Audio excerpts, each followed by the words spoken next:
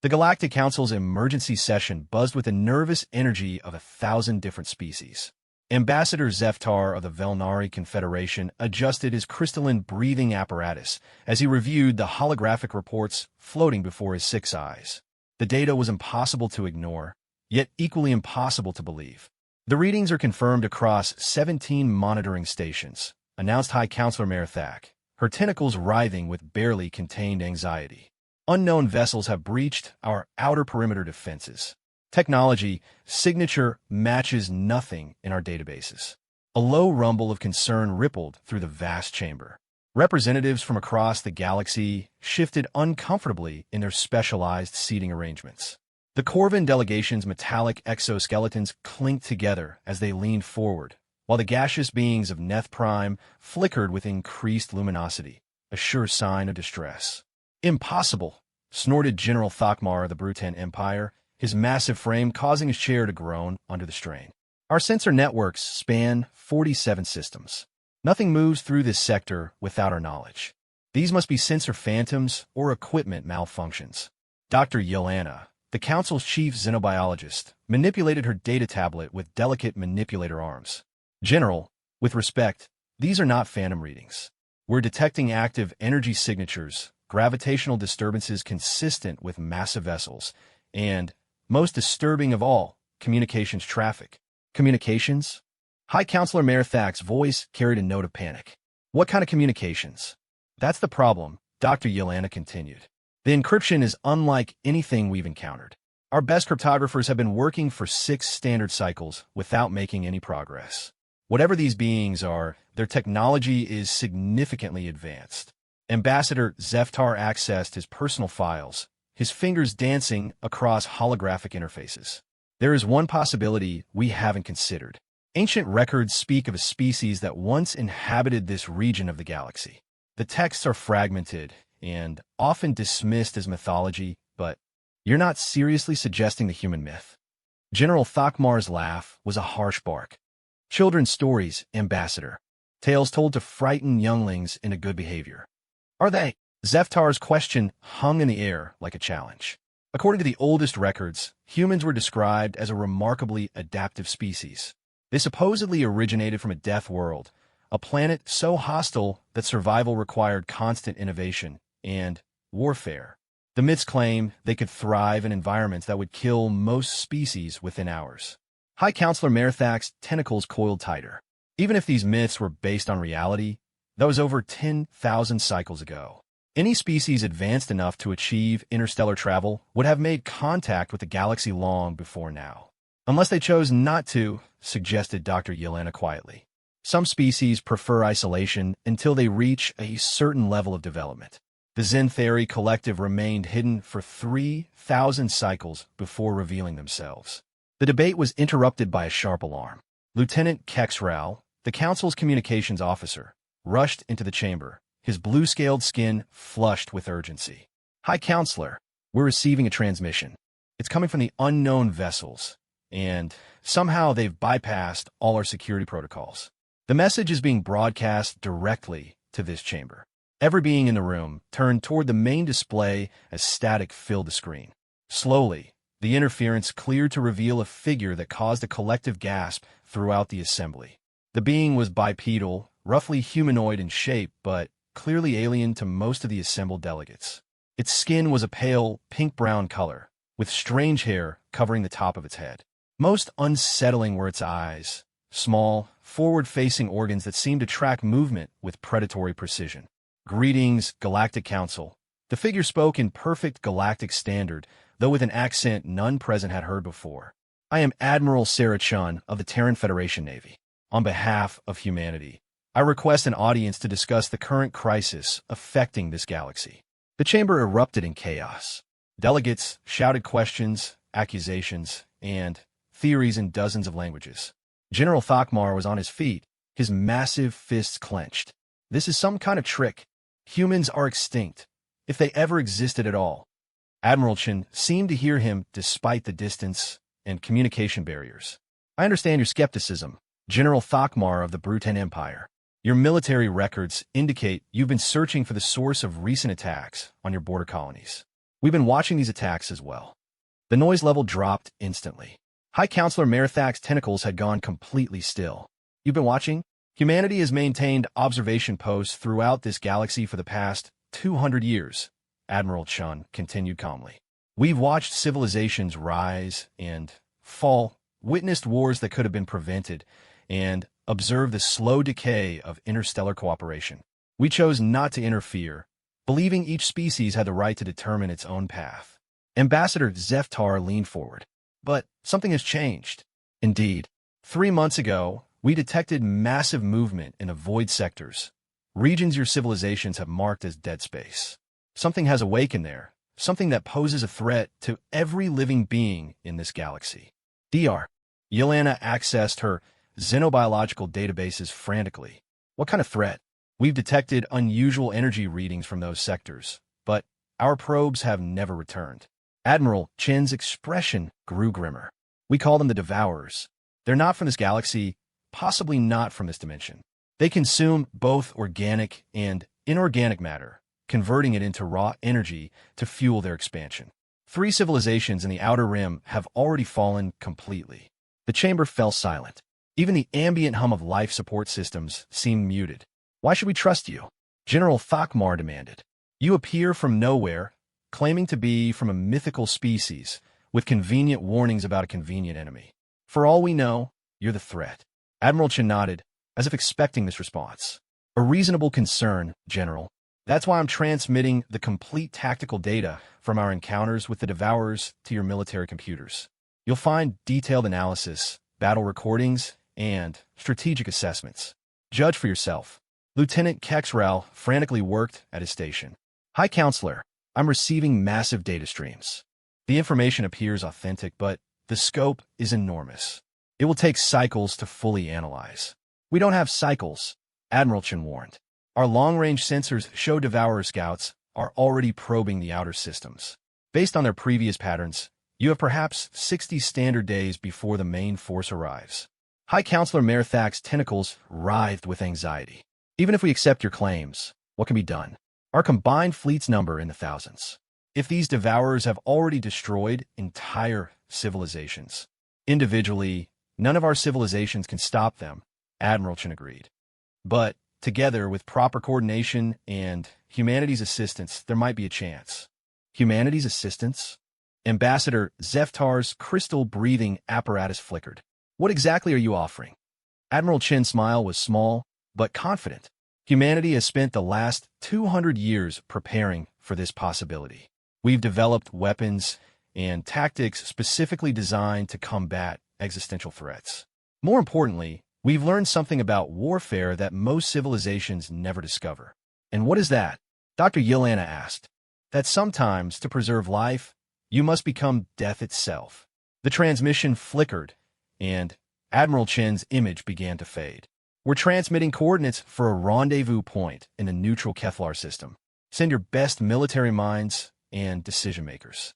Time is running out, and this may be the only chance for our civilizations to survive. The screen went dark, leaving the Galactic Council in stunned silence. General Thakmar was the first to speak. This could be an elaborate deception, a prelude to invasion. Or it could be salvation, Ambassador Zeftar countered. The energy readings from those ships, I've never seen anything like them.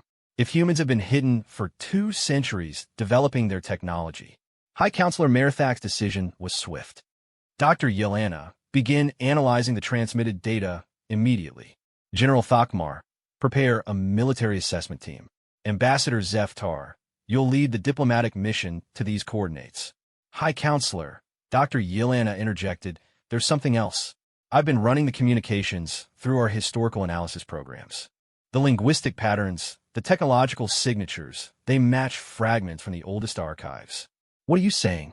I'm saying that if this is deception, it's one that was planned 10,000 years ago. The evidence suggests these humans are exactly what they claim to be, survivors of a species we thought was legend. As the delegates filed out of the chamber, each lost in their own thoughts and fears, none noticed the small monitoring device that had materialized near the ceiling during the transmission. It recorded their conversations, analyzed their reactions, and transmitted the data across vast distances to ships waiting in the darkness between stars. Aboard the flagship of the human fleet, Admiral Chun reviewed the transmitted intelligence with her senior staff. Her expression remained neutral, but those who knew her well could see the concern in her eyes. Assessment, Colonel Morrison? She asked her intelligence chief. Colonel Morrison's weathered face showed the strain of decades of hidden warfare. They're exactly what our sociologists predicted, Admiral. Fractured, suspicious, and completely unprepared for what's coming. The Brutan will want to fight independently. The Velnari will debate endlessly. The others will panic. And the Devourers? 63 days until the Vanguard reaches inhabited systems. The main force will follow within 2 weeks after that.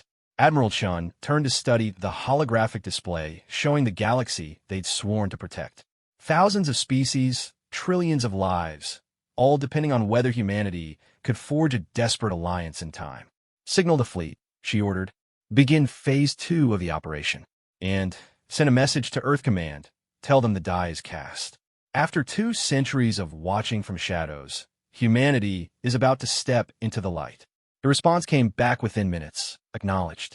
Humanity stands ready. Show them what we've learned in the dark. Admiral Chun smiled grimly. The galaxy was about to discover that the greatest myths sometimes contain the most dangerous truths. The Kevlar system had been chosen for good reason.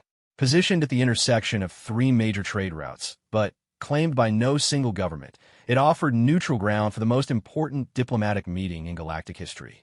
The asteroid field that dominated the system provided natural cover and multiple escape routes, a precaution that every delegation appreciated. Ambassador Zeftar studied the tactical display aboard his flagship, the Crystalline Dawn. The human vessels had arrived first, establishing a defensive perimeter that spoke of military precision beyond anything in the current galactic standard. Their ships were unlike anything in the databases, sleek, angular constructions that seemed to absorb light rather than reflect it. Fascinating design philosophy, observed Dr. Yelena from her position at the science station. They appear to prioritize stealth and efficiency over the intimidation factors most militaries favor. General Thakmar's voice crackled over the communication array from his own vessel. Intimidation has its place, Doctor. These humans may be technologically advanced, but they're still unknown quantities. I want full scans of every vessel. General, Zeftar replied diplomatically. Perhaps we should focus on the reason we're here rather than. His words were interrupted by a new voice on the channel, speaking in that same accented galactic standard they heard before. General Thakmar, you're welcome to scan our vessels. We have nothing to hide from potential allies. However, I should warn you that our defensive systems will interpret active targeting scans as hostile intent. The Brutan general's growl was audible across the communication network. Are you threatening us, human? Not at all. I'm informing you of an automated safety feature. Our ships have been in combat zones for months. Their defensive protocols are sensitive. Admiral Chen's image appeared on the diplomatic channel, her expression calm, but alert. Shall we proceed with the meeting? I believe time is a luxury none of us possess. The shuttle bay of a human flagship was a study in efficient design. As the various alien delegations disembarked from their transport craft, they found themselves in a space that was simultaneously welcoming and subtly intimidating. The walls were lined with what appeared to be decorative panels, but Ambassador Zeftar's enhanced vision caught the telltale signs of concealed weapon systems. Admiral Chun stood at the center of the bay, flanked by a small group of officers. She was shorter than most of the alien delegates, a fact that seemed to surprise several of them. Beside her stood a tall, dark-skinned human whose insignia marked him as a fleet commander, and a woman with silver hair whose bearing suggested scientific rather than military authority. Welcome aboard the Terran vessel Indomitable, Admiral Chun said, her voice carrying clearly through the bay's acoustic systems. I'm Admiral Sarah Chun. This is Fleet Commander Marcus Webb, and Dr. Elizabeth Reeves, our chief xenobiologist and cultural liaison. General Thakmar descended from his transport with heavy footsteps, his massive frame towering over the humans. Impressive ship, Admiral. Though I notice your crew seems to be watching us very carefully. Admiral Chun followed his gaze to where human personnel were positioned at strategic points throughout the bay. Standard security protocols, General. As I mentioned, we've been at war for some time. Old habits. Dr. Yelena approached with her delegation, her movements graceful and precise. Admiral, your Dr. Reeves mentioned xenobiology. I'm curious about humanity's understanding of galactic biodiversity. Dr. Reeves stepped forward, her smile genuine. Dr. Yelena, your work on convergent evolution patterns is quite famous. We've been following your research for decades. Following our research, the alien scientist's manipulator arms twitched with surprise. But how? We've had observation posts throughout the galaxy for 2 centuries, Fleet Commander Webb explained. Passive monitoring only, but comprehensive. We've learned a great deal about your civilizations. Ambassador Zeftar's crystal breathing apparatus pulsed with rapid thoughts. This raises important questions about consent and privacy. Admiral, how extensive has this surveillance been? A fair concern, Ambassador. We've monitored public communications, observed military movements, and studied cultural developments. We have not infiltrated governments or manipulated events. Our goal was understanding, not influence. General Thakmar's voice carried a note of challenge. Understanding for what purpose? Admiral Chen's expression grew serious. To determine whether your civilizations could be trusted as allies when the time came. The galaxy has seen too many wars fought over resources and territory. We needed to know if you could unite against an existential threat. And your conclusion? Zeftar asked. Mixed, Dr. Reeves admitted. Your species show remarkable individual capabilities, but your governments struggle with long-term cooperation. The Brutan Empire excels at military organization, but tends toward aggressive expansion. The Velnari Confederation is diplomatic, but often paralyzed by committee decisions. The Corvin Syndicate has impressive industrial capacity, but little strategic vision.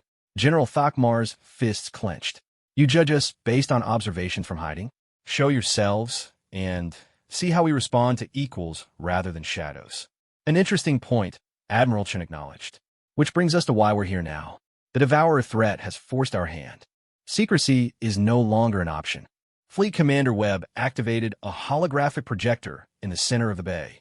The display showed a 3-dimensional map of the galaxy, with various markers indicating ship movements and territorial boundaries. This is real-time intelligence, he explained. The red markers show confirmed Devourer incursions. The yellow markers show systems that have gone dark. No communication, no energy signatures, nothing. Dr. Yelena studied the display with growing alarm. The pattern suggests systematic harvesting. They're not random raiders. They're consuming everything. Exactly, Dr. Reeves confirmed. Our analysis indicates they're converting matter directly into energy for their ships and technology. Organic life appears to be particularly efficient fuel for them. General Thakmar leaned closer to the display. What about resistance? Surely some civilizations fought back. Admiral Chun manipulated the controls, showing detailed recordings of space battles. The scenes were horrifying, advanced alien warships being systematically destroyed by dark vessels that seemed to absorb energy weapons and convert kinetic impacts into more power for themselves. The ZH Kree Federation had one of the most advanced militaries in the Outer Rim, she explained. 3,000 vessels, including their newest dreadnoughts. They lasted 14 hours. The silence that followed was deafening. Ambassador Zeftar's breathing apparatus cycled rapidly as he processed the implications. How is such technology possible? He asked finally. Dr. Reeves pulled up additional data. Our best analysis suggests they're using principles we barely understand. Matter-to-energy conversion at the quantum level, gravitational manipulation, and what appears to be limited dimensional phase shifting. They can partially exist outside normal space-time, which explains why our probes never returned, Dr. Yelena added grimly. Fleet Commander Webb nodded. They can detect and intercept anything using conventional physics. Traditional warfare is useless against them. General Thakmar's expression had shifted from skepticism to grim calculation. You said humanity has been preparing for this. What have you developed? Admiral Chun and her officers exchanged glances. Before I answer that, I need to know if you're prepared to work together. Not just your militaries, but your entire civilizations. This fight will require sacrifices that may seem impossible to contemplate. What kind of sacrifices? Ambassador Zeftar asked. Industrial capacity will need to be completely restructured. Population centers may need to be relocated. Traditional territorial boundaries will become meaningless, Dr. Reeves explained. You'll be asking your people to trust species they've been taught to fear or despise. General Tokmar laughed bitterly. You think the Bruten Empire fears anyone? We've conquered half our sector through strength alone. And that attitude, Fleet Commander Webb said quietly, is exactly why the Devourers will destroy you. The general's rage was immediate. How dare you, because they don't negotiate, Admiral Chen interrupted, her voice cutting through the tension like a blade. They don't fear. They don't feel pain or doubt or mercy. They're consumption incarnate, General. Strength without wisdom, power without restraint, victory without honor. Everything the Bruten Empire claims to value turned into a weapon that will devour the galaxy. Dr. Yelena's scientific mind was already working. You're suggesting that conventional military thinking is insufficient, that the very concepts of warfare need to be reconsidered. Precisely, Dr. Reeves confirmed. Humanity learned this lesson the hard way. Ambassador Zeftar's crystal apparatus pulsed with curiosity. What do you mean? Admiral Chun was quiet for a moment, her gaze distant. 23 years ago, we encountered a Devourer scout force in the Kepler sector. We sent our finest battle group to investigate. 47 ships, including our newest carrier. We were confident, proud of our technological achievements. What happened? They were gone in 6 hours. No survivors, no wreckage, nothing but empty space where an entire task force had been. That's when we realized we were facing something beyond traditional military doctrine. Fleet Commander Webb took over the narrative. We spent the next 2 decades rebuilding everything. Our ships, our tactics, our entire understanding of warfare. We studied the Devourers obsessively, learned their patterns, their weaknesses, and yes, they do have weaknesses. General Thakmar leaned forward eagerly. Tell us. They're dependent on consumption for power. They can't generate energy independently for extended periods. They also have difficulty processing certain quantum frequencies, something we discovered by accident during a failed weapon test. Dr. Reeves activated another display showing complex scientific diagrams. We've developed weapons that exploit these vulnerabilities. Quantum disruption arrays, matter-phasing torpedoes, and defensive shields that can redirect their absorption abilities against them. But, Admiral Chen added, these technologies require materials and manufacturing capabilities that no single species possesses. The quantum crystals come from Velnari space. The heavy metals are found primarily in Bruten territory. The precision manufacturing requires Corvin industrial capacity. The implications were clear to everyone present. Ambassador Zeftar spoke first. You're proposing complete integration of our military-industrial complexes. More than that, Fleet Commander Webb explained. We're proposing the temporary suspension of all territorial disputes, the sharing of strategic resources, and the creation of a unified command structure. In essence, we're asking your civilizations to become one civilization for the duration of this war. General Thakmar's laugh was harsh. Impossible. The Bruten High Command would never submit to alien leadership, even if the alternative is extinction. Admiral Chen asked. Dr. Yelena had been studying the tactical data intently. Admiral, your projections show the Devourer force arriving in 58 days. Even with complete cooperation, how could our civilizations integrate so quickly? Admiral Chen's smile was grim but determined. Because humanity isn't just offering an alliance, Dr. Yelena. We're offering a revolution. The revolution began 36 hours later across 17 star systems simultaneously. On the industrial world of Keth Prime, massive Corvin manufacturing complexes went dark for exactly 14 minutes. When they came back online, their production lines had been completely reconfigured. Where they had previously manufactured consumer goods and standard military equipment, they now produce components of technologies that existed only in human databases. Admiral Chun watched the transformation from the command center of the Indomitable, surrounded by holographic displays showing real-time industrial conversion across the galaxy. The speed of the change would have been impossible without preparation. Preparation humanity had been making for 2 decades. Phase 1 conversion complete, reported Commander Torres from the engineering station. All primary manufacturing centers are online and producing at 93% efficiency. Dr. Reeves looked up from her xenobiological assessments. The alien workforce integration is proceeding faster than projected. The Corvins are adapting to the new technologies with remarkable speed. They're natural engineers, Admiral Chen replied. 2 centuries of observation taught us that. What about the Brutan military restructuring? General Thakmar's image appeared on the main communication array, his massive form hunched over tactical displays on his flagship. Admiral Chun, my officers are struggling with the new command protocols, asking Brutan warriors to take orders from beings they cannot physically dominate goes against millennia of cultural conditioning. I understand, General, but look at the combat simulations. Traditional Brutan tactics result in 97% casualties against Devourer forces. Our integrated approach reduces that to 34%. The Brutan general's face showed the strain of a soldier grappling with unthinkable change. 34% casualties are still unacceptable by Brutan standards. They're acceptable by survival standards. Fleet Commander Webb interjected from his position monitoring fleet movements. General, with respect, your people need to understand that this isn't about honor or dominance. It's about continuing to exist. Dr. Yelena's voice joined the conversation from her research vessel. Admiral, I'm seeing remarkable progress in the Velnari sectors. Our diplomatic corps has managed to coordinate resource-sharing agreements across 47 systems. The quantum crystal production has increased by 400%. Excellent work, Doctor. How are your people handling the cultural adjustments? Better than expected. The Velnari are natural collaborators. The challenge is overcoming our tendency to debate every decision. Your human advisors have been persuasive in explaining the time constraints. Ambassador Zeftar materialized on another communication channel, his crystal breathing apparatus pulsing with rapid activity. Admiral, I must report significant resistance from several minor powers. The Teleran Syndicate is refusing to comply with resource redistribution. They claim humanity is using the Devourer threat as a pretext for conquest. Admiral Chen's expression darkened.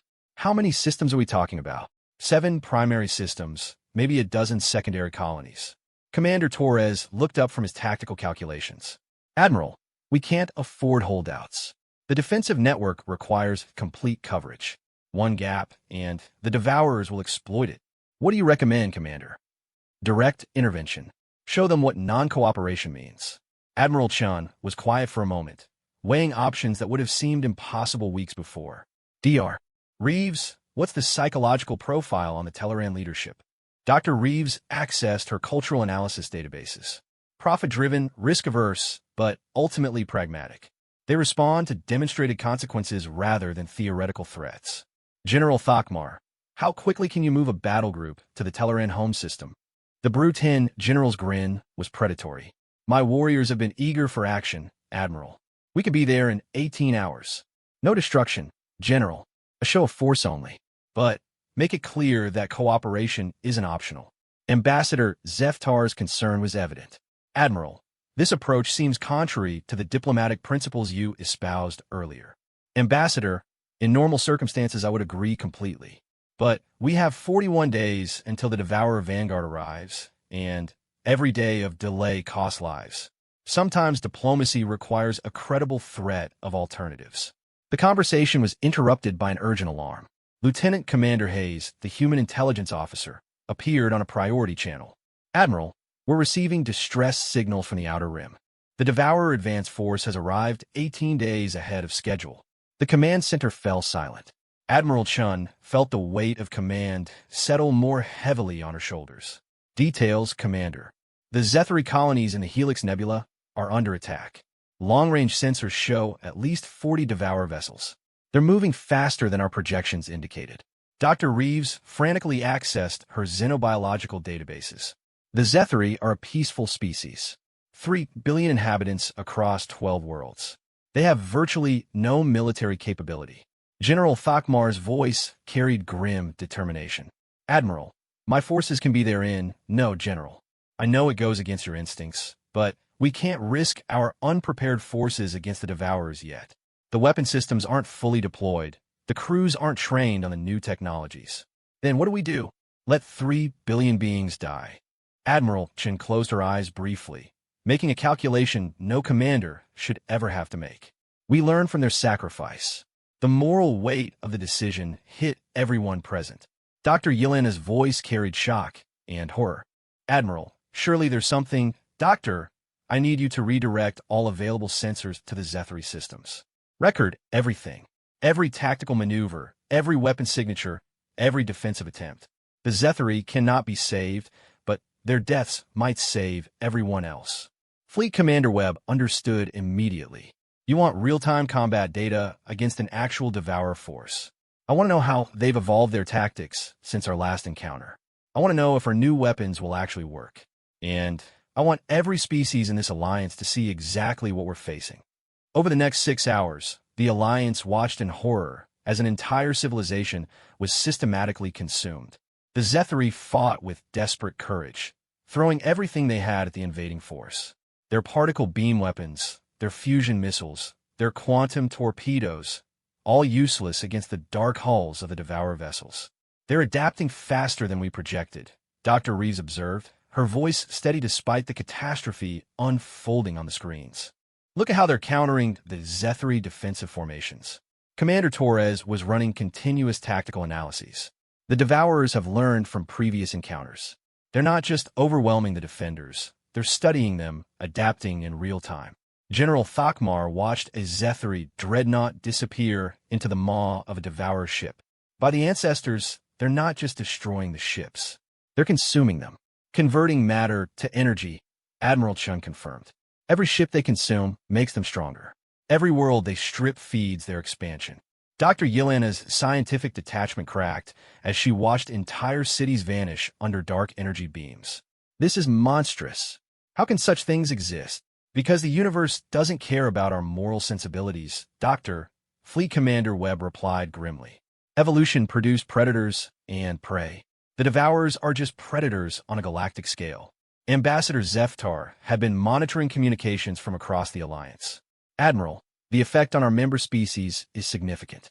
The Telleran Syndicate has reversed their position and is requesting immediate integration into the defense network. Fear is a powerful motivator, Admiral Chen acknowledged.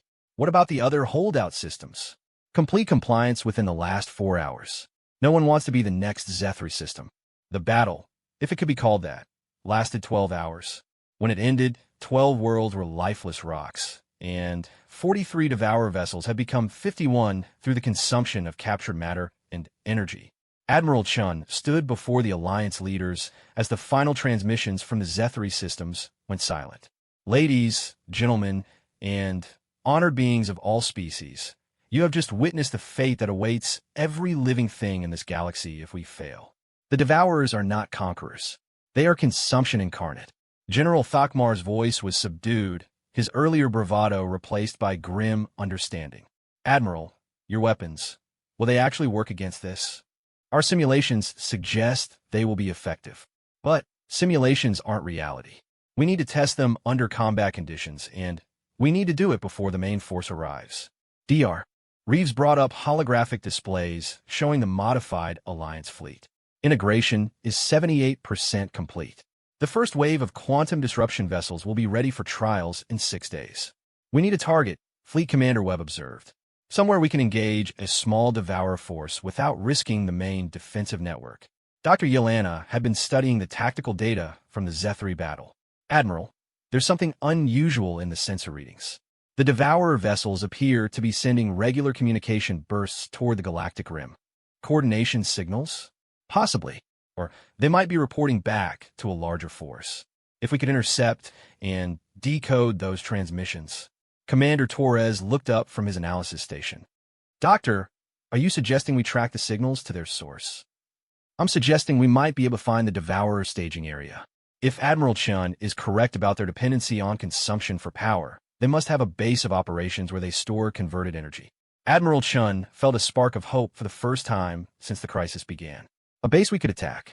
A target that might actually hurt them rather than just slow them down. Ambassador Zeftar's breathing apparatus pulsed rapidly with excitement. Admiral, if such a target exists, it would change the entire strategic situation. It would also be the most heavily defended location in Devourer space, General Thakmar pointed out. Any attack would likely be a one-way mission. Maybe, Admiral Chen replied. Or maybe it would be the key to saving the galaxy. Dr. Reeves, how quickly can we organize a reconnaissance force? The new stealth vessels will be ready in 4 days. If we're going to do this, we need to move before the main Devourer force arrives. Fleet Commander Webb was already calculating ship assignments. I'll take the reconnaissance force. Modified human ships with volunteer crews from each Alliance species. No, Admiral Chen said firmly. I'm going. This is too important to delegate. Admiral, if you're captured or killed, then you'll carry on without me, Commander. But I need to see this enemy base with my own eyes.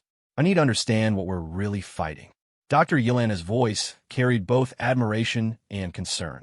Admiral, this is an enormous risk. If something happens to you, the Alliance could fragment. Admiral Chen's smile was confident despite the enormous stakes. Doctor, humanity has been preparing for this moment for 2 centuries. We didn't survive by avoiding risks. We survived by taking the right ones.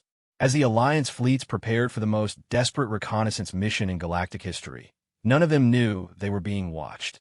Deep in the void between galaxies, something vast and ancient turned its attention toward the small spiral of stars where organic life had dared to resist consumption. The true war was about to begin. The reconnaissance fleet materialized at the edge of the void sectors like ghosts emerging from a nightmare. Admiral Chun stood on the bridge of the stealth vessel Shadow's Edge, watching sensor readings that defied comprehension. The space before them wasn't empty. It was actively consuming light itself. Passive sensors only, she ordered quietly. The bridge crew, a carefully selected mix of human and alien specialists, worked in focused silence. Every being present understood that discovery meant not just death, but erasure from existence. Commander Veltar, the Corvin engineering specialist, adjusted his metallic manipulator arms as he studied the energy readings. Admiral, the gravitational distortions are massive. Whatever's generating them is larger than anything in our databases. Dr. Yelena leaned over her xenobiological sensors, her graceful form tense with concentration. I'm reading organic signatures, but they're unlike anything I've encountered. The bioenergy patterns are wrong somehow.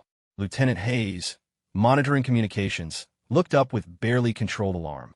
Admiral, I'm picking up transmission bursts. The encryption is the same as what we observed during the Zephyr attack, but the volume is enormous. Thousands of simultaneous signals. Admiral Chun felt cold dread settling in her stomach. How many thousands, Lieutenant? Conservative estimate based on signal analysis? 40 to 50,000 individual transmitters. Commander Torres ran quick calculations on his tactical computer. Admiral, if each transmitter represents 1 vessel, then we're looking at a fleet larger than all combined galactic militaries. Admiral Chen finished. Fleet Commander Webb, are our quantum dampeners holding? Fleet Commander Webb, commanding the reconnaissance force from his own stealth vessel, replied through encrypted quantum channels. All ships maintaining stealth profiles.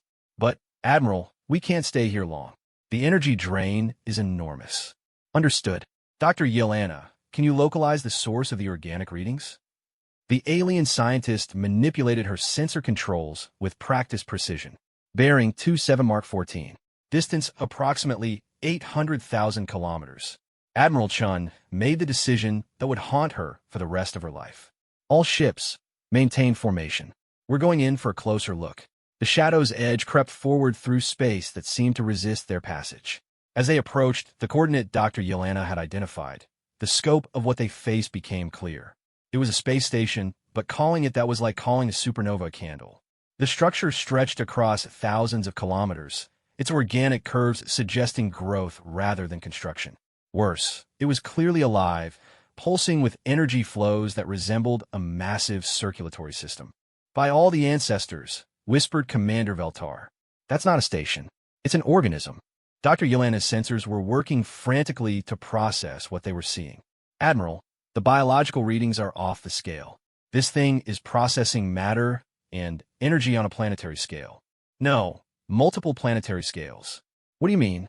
I mean, it's consuming the equivalent of entire worlds every few hours. The energy conversion rates. Admiral, this organism could power itself by consuming every planet in our galaxy and still have capacity for more. Admiral Chun studied the tactical display, showing thousands of Devourer vessels docked with the massive organism. It's a mothership, a living mothership that births the vessels we've been fighting. Lieutenant Hayes looked up from his communications array, his face pale. Admiral, I'm detecting new signal patterns. Something's happening. On the view screen, sections of the massive organism began to glow with internal energy. Thousands of new ports opened along its surface, and from each one emerged a freshly birthed devourer vessel. How many? Admiral Chen asked, though she dreaded the answer. Commander Torres worked frantically at his sensors. First wave, approximately 10,000 new vessels. Second wave launching, another 10,000. Admiral, it's not stopping. Fleet Commander Webb's voice crackled over the encrypted channel. Admiral, we need to leave. Now, if they detect us... Wait, Dr. Yelena interrupted. Admiral, I'm reading something else. Deep inside the organism, there's a massive energy signature. It's familiar. Familiar how? It matches the quantum resonance patterns of the weapons we've been developing. Admiral, I think there's a civilization inside that thing. A living civilization. The implications hit everyone on the bridge simultaneously. Commander Veltar voiced what they were all thinking. Prisoners. They're keeping entire civilizations alive inside that organism to power their technology. Admiral Chun felt rage building in her chest. Cold, calculating fury that would have terrified anyone who truly understood human capacity for violence. How many civilizations? Dr. Yelena's voice was barely a whisper. Based on the energy signatures, hundreds, maybe thousands. Admiral, some of these readings go back centuries. They've been collecting civilizations for longer than we imagined. Including humans? I can't tell specifically, but there are energy patterns that match human biosignatures. Admiral Chun was quiet for a long moment, her mind racing through tactical possibilities and moral calculations. Fleet Commander Webb, are you getting this data? Confirmed, Admiral. Every reading is being recorded and transmitted back to Alliance Command. Good, because we're about to do something that violates every principle of reconnaissance missions. Commander Torres looked up sharply. Admiral, we're going to rescue them. The bridge erupted in shocked protests. Commander Veltar's metallic voice carried disbelief. Admiral, that's impossible. We have 8 ships against 50,000 Devourer vessels. Dr. Yelena, our quantum disruption weapons, would they work against the mother organism? The xenobiologist ran rapid calculations. Theoretically, yes. But, Admiral, the power requirements would be enormous. We'd need to coordinate simultaneous strikes from multiple vessels to even have a chance of penetrating its defenses. Fleet Commander Webb's voice carried grim determination. Admiral, even if we succeed in damaging that thing, the Devourer fleet would annihilate us within minutes. Maybe. Or maybe they'd be too busy trying to save their mother ship to chase us. Admiral Chen activated the fleet communication array. All ships, this is Admiral Chen. We've discovered the true scope of the Devourer threat. They're not just consuming civilizations. They're keeping them alive as power sources. The responses came back quickly, each voice carrying the weight of beings grappling with unthinkable horror. Captain Morrison from the stealth vessel Phantom. Admiral, are you certain? Commander Silthara from the alien vessel Crystal Song. The moral implications are staggering. Captain Rodriguez from the human ship Knight's Edge. What are your orders, Admiral? Admiral Chen looked around the bridge at the faces of her crew, human and alien united in purpose. We're going to give these bastards a lesson in why you should never underestimate what desperate beings are willing to sacrifice for freedom. The battle plan was insane, desperate, and had virtually no chance of success. It was also the only morally acceptable option available to them. 8 stealth vessels would coordinate a simultaneous quantum disruption strike against the mother organism's power core. The attack would likely disable the creature temporarily, creating chaos in the Devourer fleet. During that chaos, they would attempt to extract as many prisoners as possible using emergency transport protocols. How many can we save? Admiral Chen asked. Dr. Yelena worked through the calculations. Our ships can transport perhaps 10,000 beings safely. With overcrowding and emergency protocols, maybe 15,000. Out of hundreds of civilizations. Yes. Admiral Chen closed her eyes briefly. Then, we save who we can, and make sure their sacrifice means something. The attack began with mathematical precision. 8 quantum disruption beams lanced out simultaneously, converging on the exact center of the mother organism's energy core. The effect was immediate and catastrophic. The massive creature convulsed, its organic hull rippling with energy discharges. Thousands of Devourer vessels suddenly found their power sources fluctuating wildly. Some shut down completely. Others began firing randomly as their systems went haywire. Transport teams go, Admiral Chen ordered. Across 8 ships, emergency transporters locked onto the biosignatures of imprisoned beings and began extracting them from the depths of the dying organism. The rescued came through in waves. Beings from species the Alliance had never seen, some clearly ancient beyond measure. Admiral, Lieutenant Hayes reported, "We're getting communication attempts from the rescued beings. Multiple languages, but I think some of them are trying to warn us." Warn us about what? Dr. Yelena looked up from her sensors with absolute terror. "Admiral, the mother organism isn't dying. It's changing." On the view screen, the massive creature's convulsions were becoming more organized. Its organic hull was restructuring itself, growing new formations that pulsed with threatening energy. "It's adapting," Commander Veltar observed with scientific fascination despite the mortal danger. The quantum disruption damaged it, but it's evolving countermeasures in real time. Fleet Commander Webb's voice carried urgent concern. "Admiral, the Devourer fleet is reorganizing. We got about 3 minutes before they coordinate a response. Transport status? We've extracted 14,000 beings so far. The transporters are at maximum capacity." Admiral Chun made another impossible decision. "Cut the transporter beams.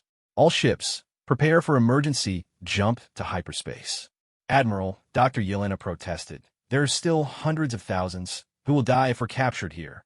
We save who we can save." The reconnaissance fleet vanished into hyperspace just as the mother organism's new defensive arrays came online. Behind them, they left chaos, confusion, and proof that the Devourers weren't invincible. But they also left behind evidence of something far more terrifying than anyone had imagined. In the depths of the mother organism, ancient minds that had been imprisoned for millennia began to stir. The quantum disruption hadn't just damaged the creature. It had weakened the psychic bonds holding its prisoners. And some of those prisoners had been waiting centuries for exactly this opportunity.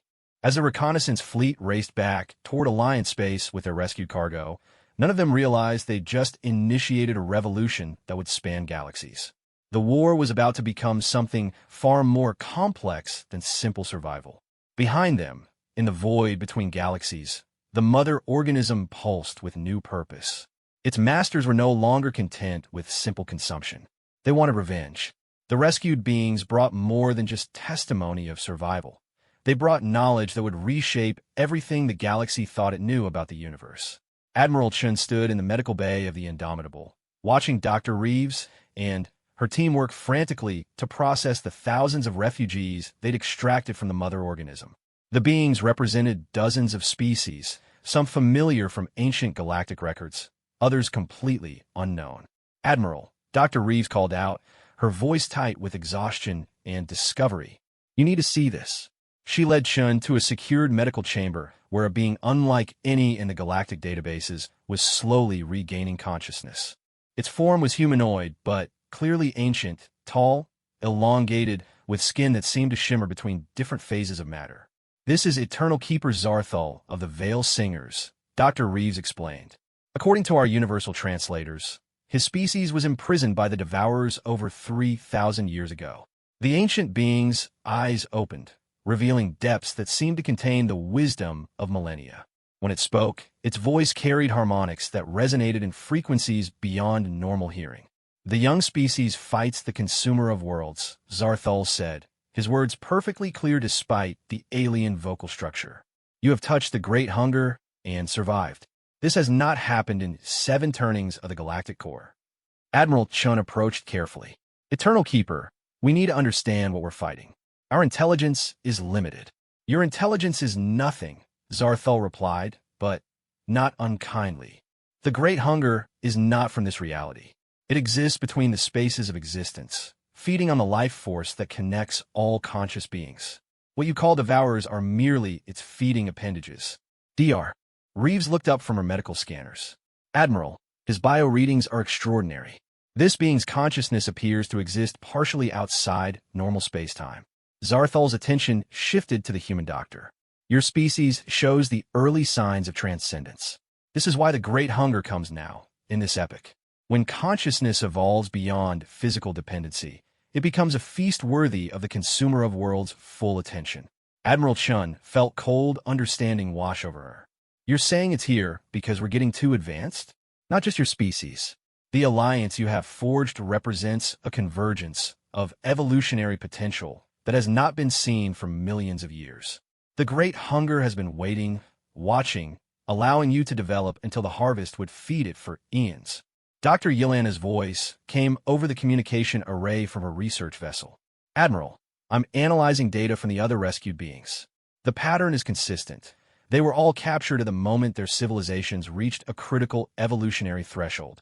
Fleet Commander Webb joined the conversation from bridge. Admiral, we've got incoming messages from Alliance Command. The main Devourer force has accelerated its advance. They'll reach the outer defense perimeter in 36 hours. Admiral Chun looked at the ancient being before her. Eternal Keeper, is there a way to fight this great hunger? Some weakness we can exploit. Zarthul was quiet for a long moment, his consciousness seeming to drift across vast distances of space and time. There is a way, but it requires a sacrifice that no civilization has ever been willing to make. What kind of sacrifice? The conscious beings of this galaxy must choose to merge their evolutionary potential into a single transcendent entity. Individual consciousness must be surrendered to create something greater, something too evolved for the great hunger to consume. The implications hit everyone present like a physical blow. Dr. Reeves spoke first. You're talking about the voluntary extinction of every individual mind in the galaxy. Not extinction, transcendence. But yes, individual identity would cease to exist as you understand it. Admiral Chun felt the weight of command in a way she'd never experienced before. And the alternative? Total consumption. Every living thing becomes fuel for the Great Hunger's expansion into other galaxies, other dimensions. General Thakmar's voice erupted over the communication array. Absolutely not.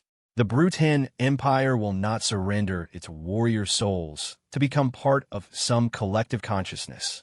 Ambassador Zeftar's response was more measured but equally firm. Eternal Keeper, with respect, what you describe isn't survival. It's a different form of extinction. Zarthul's shimmering form seemed to pulse with ancient sadness. This is why the Great Hunger always wins. Consciousness clings to its illusion of separateness even when faced with annihilation. Dr. Yelena's scientific mind was working through the implications. Eternal Keeper, is there no technological solution? Some weapon that could destroy the mother organism permanently? The mother organism is merely a feeding structure. Destroy it, and the Great Hunger will birth another. You would need to attack the consumer of worlds itself, the consciousness that exists between realities. Admiral Chun had been thinking through tactical possibilities. How would such an attack be possible? It would require a coordinated conscious effort from every intelligent being in the galaxy, focused through quantum resonance amplifiers positioned at specific galactic coordinates. The combined will of trillions of minds might be sufficient to wound the Great Hunger enough to drive it back to its home dimension. Fleet Commander Webb was already working through the logistics. The quantum amplifiers would need to be massive. We're talking about converting entire star systems into transmission arrays. And the timing would have to be perfect, Dr. Reeves added. Every being in the galaxy would need to act simultaneously. Commander Torres looked up from his tactical calculations. Admiral, even if we could coordinate such an effort, the amplifiers would be obvious targets. The Devourers would destroy them before we could activate the array. Which is why, Admiral Chun said slowly, understanding dawning in her mind, we would need to make them think we were attempting something else entirely. Zarthul's ancient eyes focused on the human admiral with what might have been surprise. You would use deception against a consciousness that has existed since before your galaxy was born. I would use every weapon at our disposal. Deception, sacrifice, hope, and the one thing the Great Hunger has never encountered, which is... Admiral Chin's smile was fierce and determined. Human stubbornness. Over the next 30 hours, the most complex military operation in galactic history unfolded across thousands of star systems.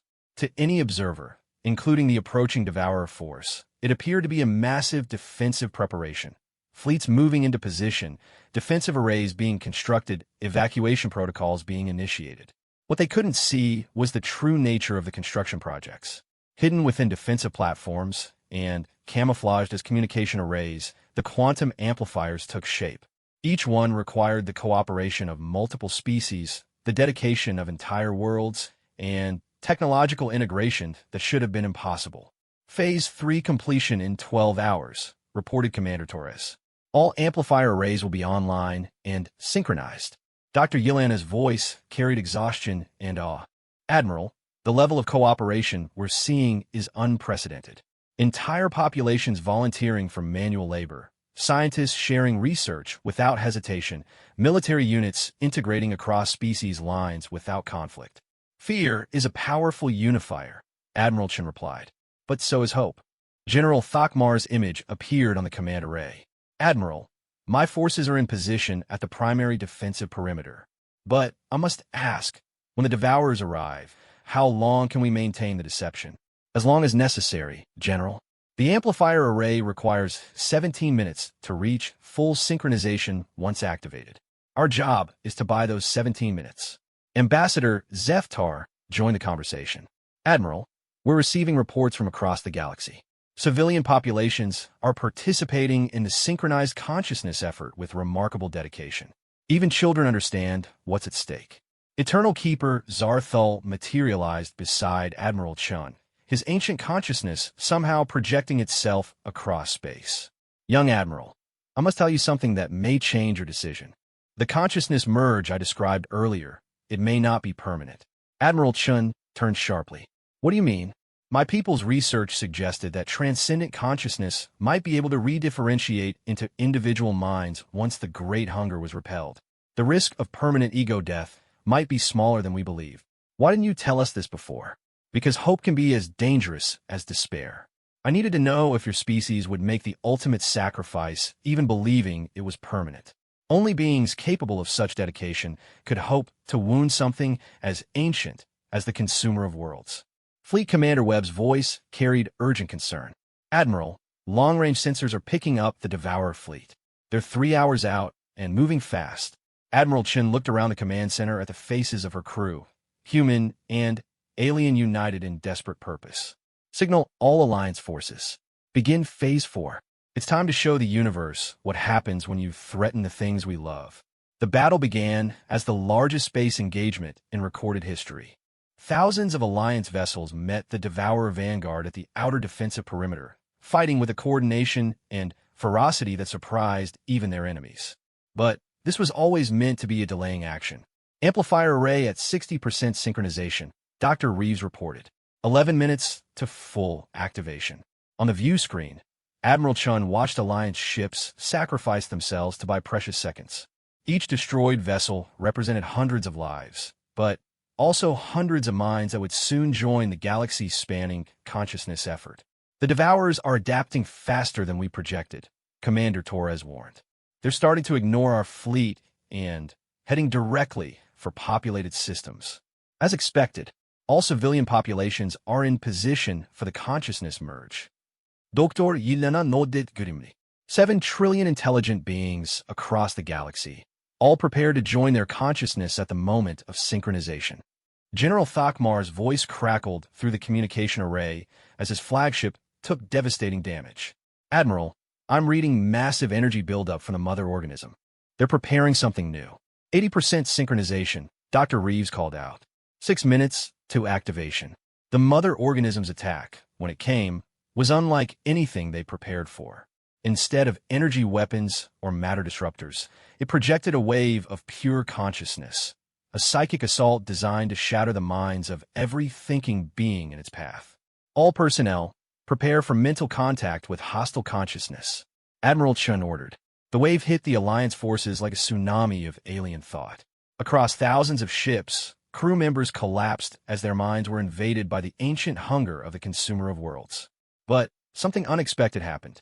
Instead of being overwhelmed, the Alliance minds began to connect with each other, sharing strength and resistance across species lines.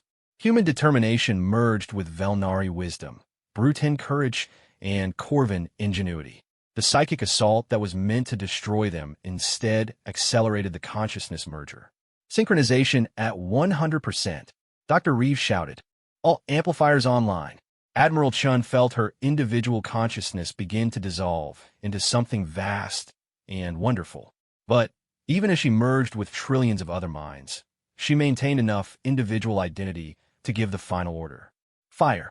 Across the galaxy, quantum amplifiers focus the combined will of every intelligent being into a single coordinated assault on the space between realities.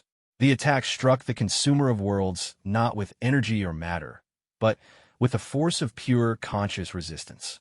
The effect was immediate and catastrophic. The mother organism convulsed as its master screamed across dimensions in pain and surprise. Devourer vessels throughout the galaxy simply stopped moving as their controller reeled from an attack it had never imagined possible. But the victory came at a cost. The consciousness merger was deeper than anyone had expected. Individual minds struggled to separate from the collective, to remember who they had been before becoming part of something greater. Admiral Chun found herself floating in a space that wasn't quite physical, surrounded by the thoughts and memories of trillions of beings. She could feel Eternal Keeper Zarthal's ancient presence, guiding the collective consciousness toward redifferentiation. Remember who you were, his voice echoed through the merged minds.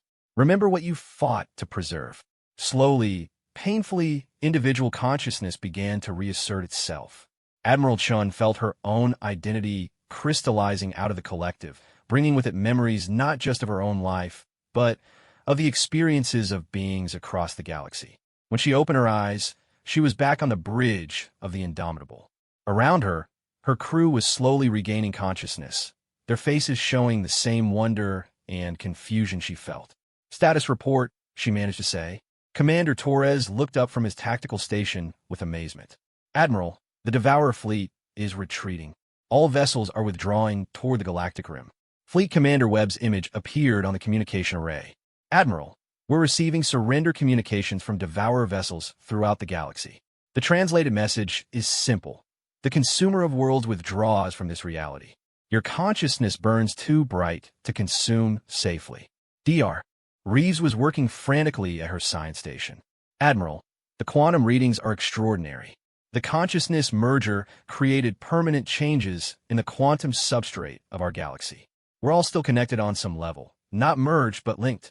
Admiral Chun could feel it, a subtle awareness of minds across the galaxy, a sense of connection that transcended species and distance. The Alliance had become something more than the sum of its parts. "Eternal Keeper," she called out, knowing somehow that he could hear her across any distance now. Zarthal's voice came through clearly, though he was thousands of light years away. "Young Admiral, your species has achieved something my people thought impossible. You have forced the great hunger to retreat not through transcendence, but through the pure strength of conscious will." General Thakmar's voice joined the conversation, carrying tones of wonder Admiral Chun had never heard from the gruff warrior. "Admiral, I can feel the thoughts of my entire crew. Not invasively, they're still their own beings. But I know they're there, I know they're safe." Ambassador Zeftar's contribution carried the excitement of discovery. "We're all connected now, across the entire galaxy. Every member of every Alliance species. It's as if we become a single extended family." Dr. Yelena's scientific enthusiasm was infectious. "Admiral, this connection might be permanent. We've essentially evolved into a galaxy-spanning collective consciousness that maintains individual identity. It should be impossible, but humanity specializes in achieving the impossible." Admiral Chun finished with a smile. As reports came in from across the galaxy, the scope of their victory became clear. The consumer of worlds had withdrawn not just its feeding appendages, but its entire presence from their reality. The quantum barriers between dimensions have been strengthened by the consciousness merger, making future incursions far more difficult.